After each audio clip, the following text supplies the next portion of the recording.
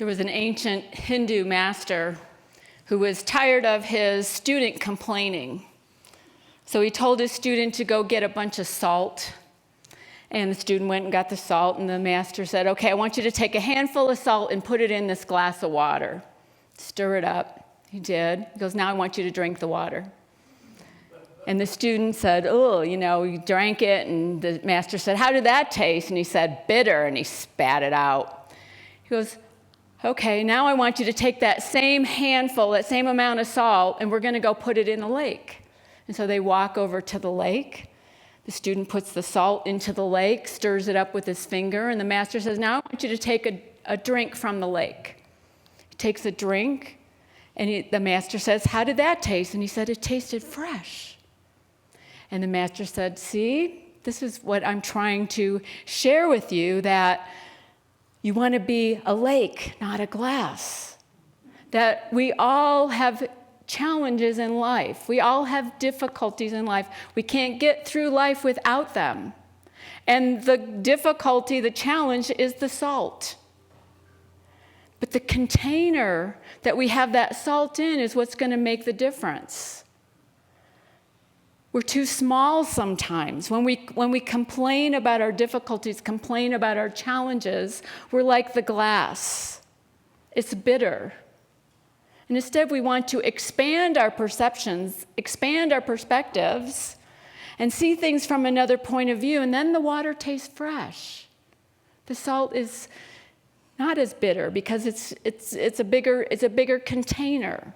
And so we're inviting you for this summer, and maybe beyond, to be a bigger container, to be the lake, not the glass. It's said that people complain 15 to 30 times a day. And if you're having casual conversation about one time a minute, that's a lot of complaining. So what happens when we complain is all that complaining just keeps coming back at us. Whatever we put out there comes back. Will Bowen says this, complaining never attracts what you want, it perpetuates what you don't want. When we're complaining, we're being passive, we're being negative, we're acting like victims, like we can't do anything about it. And we don't realize the power of our words. Our words are powerful. Our words mean something. When we put a word out there, it comes back to us. Newton, can't remember his last name, says this, Dillaway. Words are of supreme importance in that they make impressions on the conscious mind and on the subconscious mind. And these impressions often shape the quality of our thinking and our actions. See, the more we put those words out, the more we speak them, the more our thinking tends to follow that same train of thought, that same wavelength. Our words give oomph to that thought process, that thought pattern. And so we want to be really careful because the universe doesn't care whether those words are uplifting or negative, whether they're positive or complaining. We just get more of whatever we put out. Ernest Holmes says this, throw your word into mind and know that mind receives it, believes it, accepts it, acts upon it, and produces it. So no matter what it is, you get more of that. So do we want to keep complaining? I'll share an example from my life. I knew this was coming this week. I knew that we were going to start this complaint-free practice. So I was practicing it this week, and I realized I need this as much as everyone else, especially when I'm driving. And so as I say things out loud, you know what happens when you're driving and you're saying things and noticing bad drivers and you're saying it out loud? You notice a whole lot more of them. It's where your focus is. And so we want to be really careful with the words we use, what we say. And we're in good company because as humans, we're really good at complaining. I'm going to give you 3 examples from the Bible. The first is in the Gospel of Luke, where Jesus has gone to visit his friend Lazarus and his sisters, Lazarus' sisters, Martha and Mary. You've all probably heard this story about Martha's doing all the work and Mary sitting at Jesus' feet. And Martha goes to complain to who? To Jesus. She doesn't confront Mary. She goes above Mary and says, Jesus, do something about this. Can't you see I'm doing all the work? Now, bold love, which is part of our new mission statement, would go directly to the person that you have the complaint about, not someone else, not a bystander. So we can use bold love in a situation like this. Martha could have gone directly to Mary and said, hey, I need some help. But she didn't. She complained. The second story is from the Hebrew Scriptures, where Moses had led the Israelites out of Egypt, out of slavery, and they're wandering in the desert. And what did the Israelites do? Were they grateful for their freedom? No, they complained to Moses. What did you bring us out here for, to die? We're starving. We remember when we got to eat melon and cucumbers and fish, all we wanted for free in Egypt.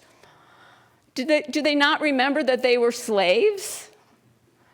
They're complaining about their situation, about their present situation, and making the past seem like it was wonderful. We do this often when we take our fear, their fear of not having enough food for them, and turn it into a critique. And they're complaining. Instead of rolling up their sleeves and doing something to help themselves, hands-on hope. The second part of our new mission statement. Do something practical. Do something that makes a difference. Do something that helps the situation instead of complaining about it. Then the third story is a parable that's in the Gospel according to Matthew, where there's an employer who has some laborers, workers who are working his field, and he makes an agreement with them at the beginning of the day of how much he's going to pay them to go work in his vineyard. He makes the same agreement with some other people later in the day. Now, the laborers who got hired in the morning were perfectly happy with the agreement they made with him until they saw that the people that came later in the day got the same amount of money. Then they complained. This isn't fair. Why are they getting paid the same amount for less work? See how we turn instead of, this isn't a complaint of lack, it's a complaint of comparison. And when we compare, we always see ourselves on the short end of the deal. And instead, we can instill a sense of deep belonging by being happy for people for what they have. We're in a community where everybody's different. And instead of comparing ourselves to everyone else, we can just be happy for the good they have. It doesn't diminish our own, not in the least. That instills deep belonging. So, in each of those 3 cases, do you think they were warranted in their complaints? Martha was exhausted. The Israelites were hungry. The laborers were tired. Of course, they're humans. They had a justification for complaining. But every time when we stay in a place of complaint, we're passive victims. Instead of doing something different, doing something better, shifting the script. We're invited to shift the script. Now, I'm going to give you a minute to do some speed dating on complaining. Everybody's got a purple bracelet, right? Does everyone have a purple bracelet? If you don't, raise your hand and one of our greeters will bring you a purple bracelet. Everyone got one? Okay, good. You don't have a bracelet? Okay. Someone will bring you a bracelet. But I'm going to invite you to do some speed. Raise your hand. Thank you. To do a 60-minute speed dating of 60 seconds. Sorry, 60 minutes would be forever. We'd still be here. Yeah, okay, never mind. Thank you. 60 seconds. We're going to do 60 seconds. Pick something trivial. The weather, a technical glitch you're having, something that's not that heavy. And you're going to have 60 seconds with a partner, go back and forth. You don't get 60 seconds and then the other person gets 60 seconds. Just 60 seconds total, okay? And I want you to go full out with it. Be totally melodramatic. Just let it all out. Complain to your heart's desire about this one thing for 60 seconds. Have at it. Go.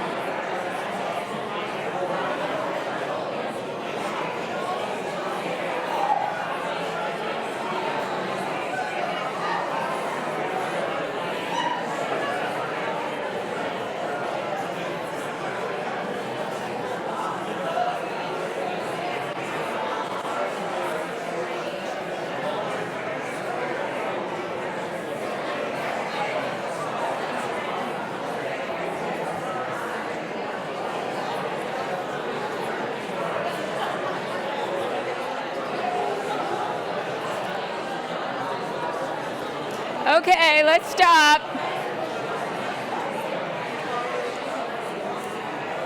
Okay.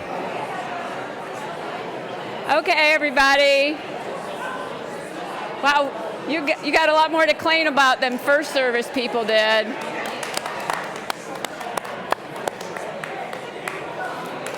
Okay. Wow, you must have found more to complain about. Come on back. Come on back. Wow, you had a lot more to complain about than the first service people. How'd that feel? We bond over complaining, don't we? But we bond in frustration, not in vision.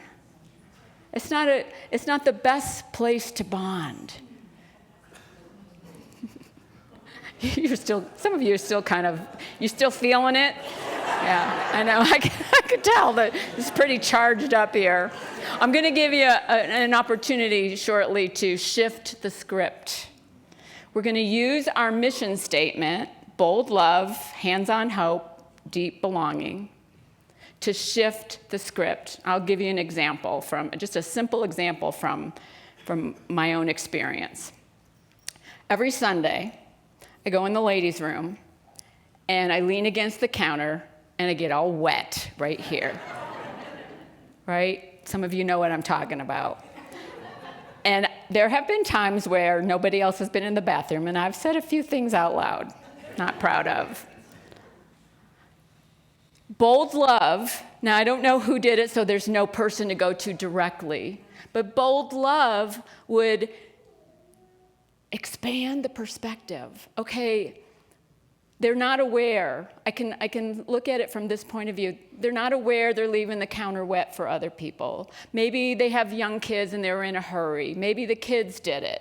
I don't know the situation, but bold love will have me look at it differently. Not to blame anyone, not to be upset. It's just what it is. Okay? Then hands-on hope. What's one little thing we can do. One practical little thing. Well, I'm washing my hands. I got a paper towel in my hand. When I'm drying my hands, I got a paper towel in my hands. I can wipe the counter down. So I've been doing that. I've been wiping the counter down. Now, with deep belonging, I'm inviting all of you to do the same thing. We can have this sense of belonging. You know, I shared this in first service, and I went in between service. The counter was completely dry. It was everybody listened. You know, leave it nice for the next person. So this is just a simple example of how we can shift the script. We find ourselves complaining, we can just turn it around. You know, just a little bit. It can make a huge difference in our lives. And Will Bowen says the number one byproduct of doing this, of stop complaining, is happiness. Wouldn't you like to be a little happier? Happiness. So I'm going to give you a chance now. You can go to that same partner you had with the complaint that you used and shift the script using bold love maybe, or you don't have to use all three. Hands-on hope, one little thing you could do, or deep belonging, inviting people in with you. So I'll give you a minute. Go ahead. Go at it.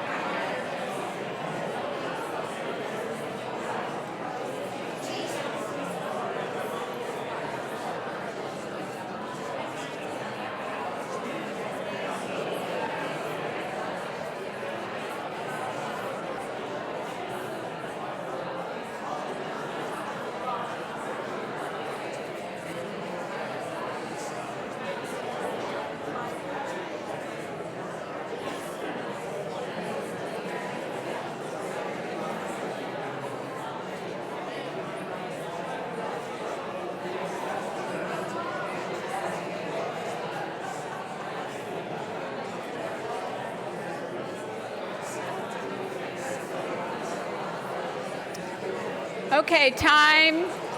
Let's bring it back.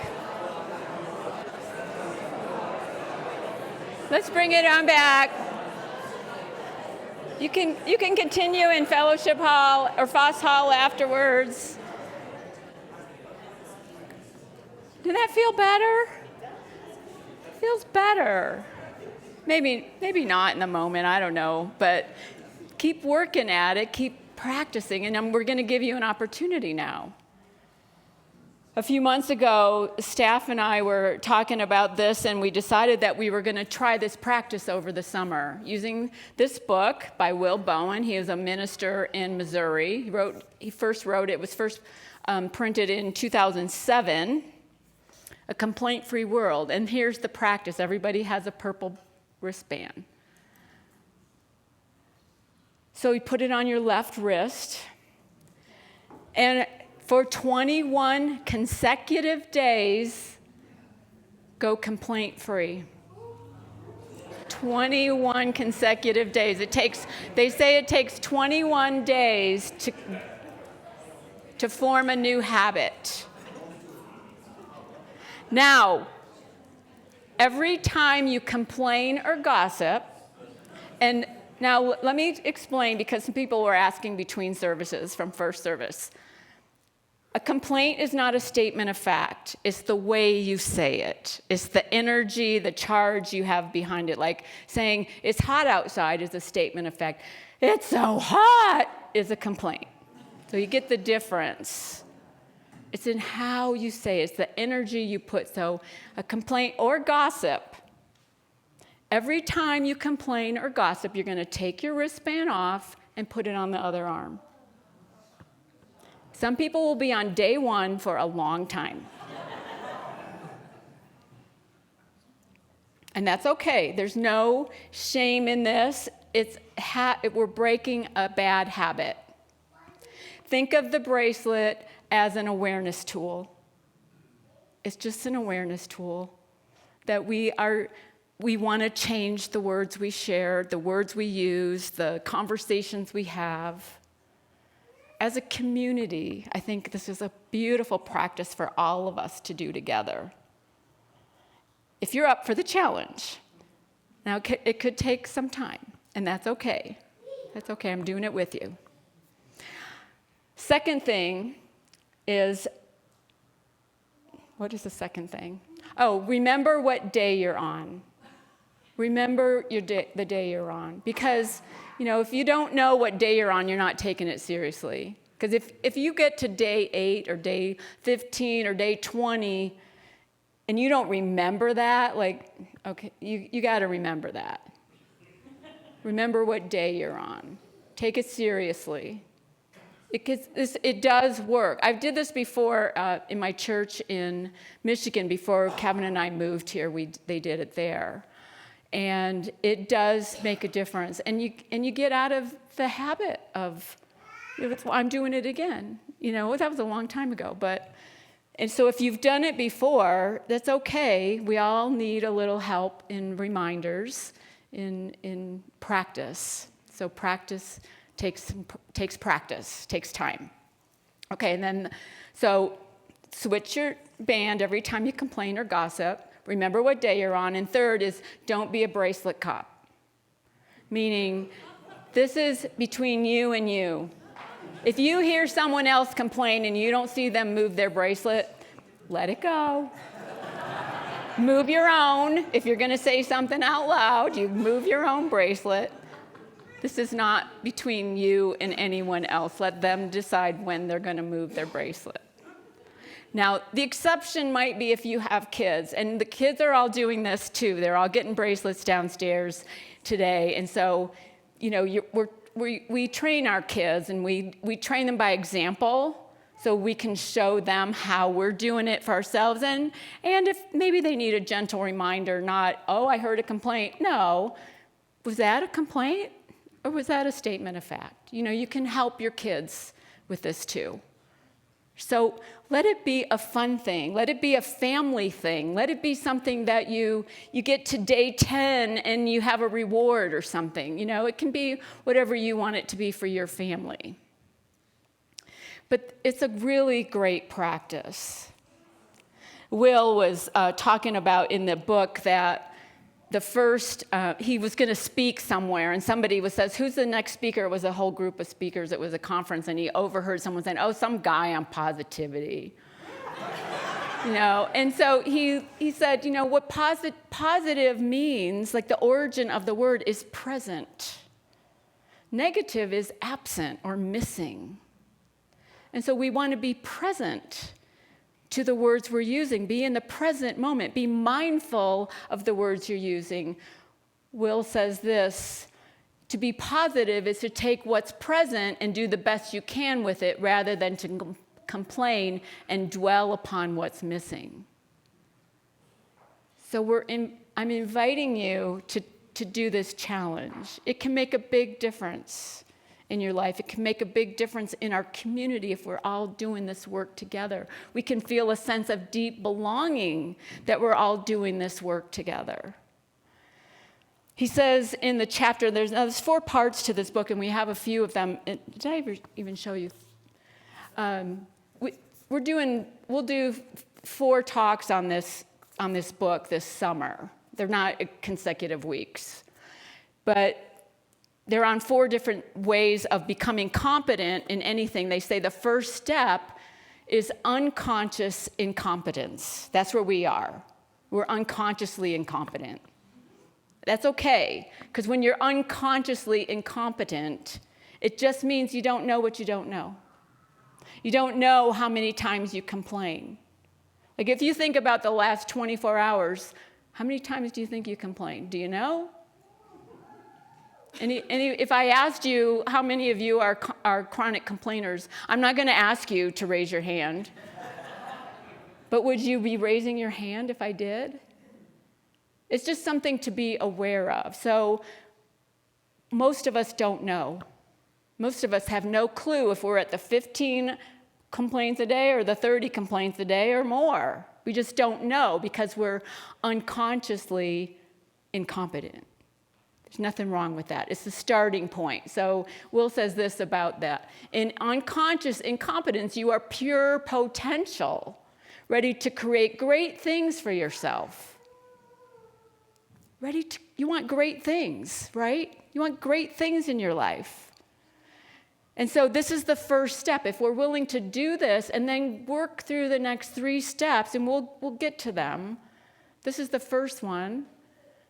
Great things, more happiness, more joy, more sense of belonging, more hope, more love. Let that be your life this summer.